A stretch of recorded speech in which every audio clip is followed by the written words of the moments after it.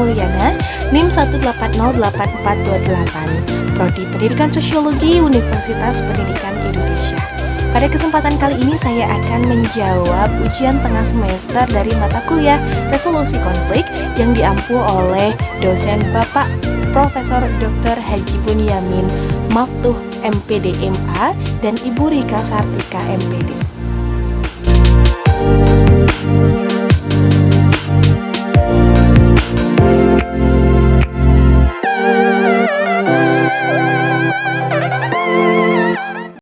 Tahun 2020 adalah tahun yang krisis dan mengkhawatirkan bagi Indonesia, bahkan bagi negara lain di dunia akibat dari pandemi COVID-19.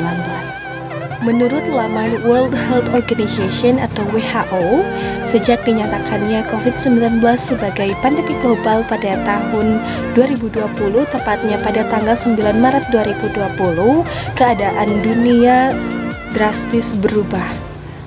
Dan segala aspek kehidupan pun ikut berubah, baik itu dalam aspek ekonomi, pendidikan, sosial, dan budaya.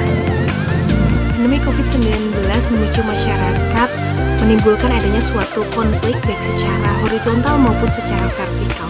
Dapat kita sadari pemberian bantuan sosial atas pandemi COVID-19 kepada kalangan kelas bawah akan menimbulkan suatu konflik yang lebih mengacu pada kecemburuan sosial. Konflik tersebut dipicu karena adanya ketidakmerataan yang dirasakan oleh masyarakat. Ya, ketidakmerataan bantuan sosial atau bansos itu sering terjadi pada saat proses pemberian bantuan sosial itu sendiri. Selanjutnya, pandemi COVID-19 juga memicu konflik vertikal pada masyarakat.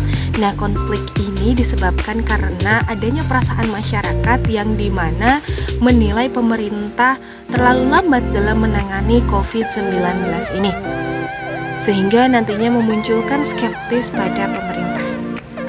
Apabila telah terjadi skeptis, maka kondisi pun akan semakin mengkhawatirkan.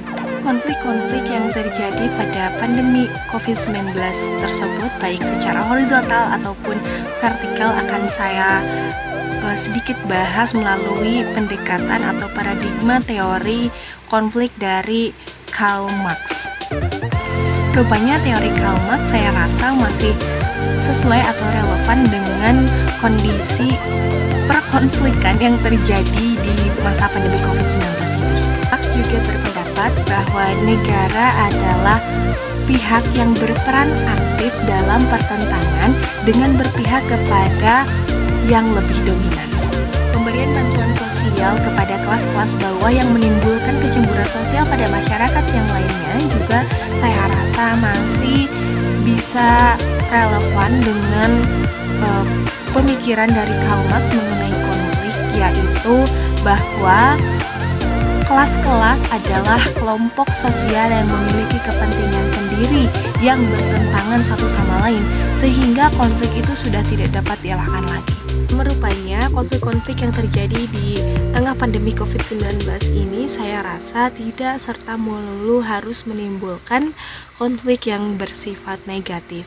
Rupanya kita harus sedikit melirik teori dari Lewis Coser yang mana ya seperti tadi, tidak serta melulu konflik itu menimbulkan suatu hal yang negatif.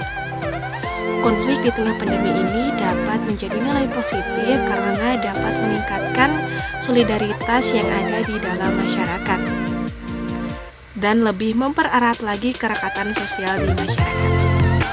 Dengan cara masyarakat lain bersatu padu dalam ikut berkontribusi membantu aparat pemerintah dalam menentukan RTS atau rumah tangga sasaran yang tepat untuk distribusi bantuan COVID-19.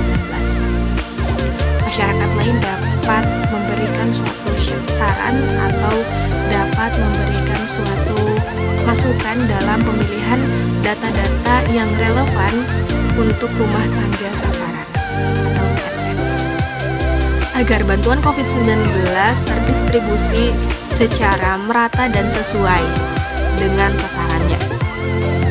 Selain itu, efek yang diharapkan juga tentunya tidak ada lagi kecemburuan sosial di masyarakat. Dan menurut saya yang paling penting adalah sebelum kita menginginkan suatu hak, kita harus menyelesaikan dulu kewajiban kita.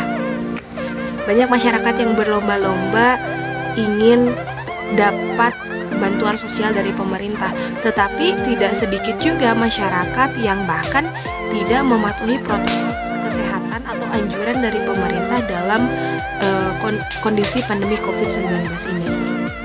Parahnya lagi, banyak sekali masyarakat yang tidak percaya akan adanya COVID-19 tetapi percaya dengan bantuan COVID-19. Oleh karena itu harus ada keterpaduan antara masyarakat dan pemerintah dalam distribusi bantuan sosial COVID-19 ini. Cukup sekian dari saya, terima kasih atas perhatiannya. Wassalamualaikum warahmatullahi wabarakatuh.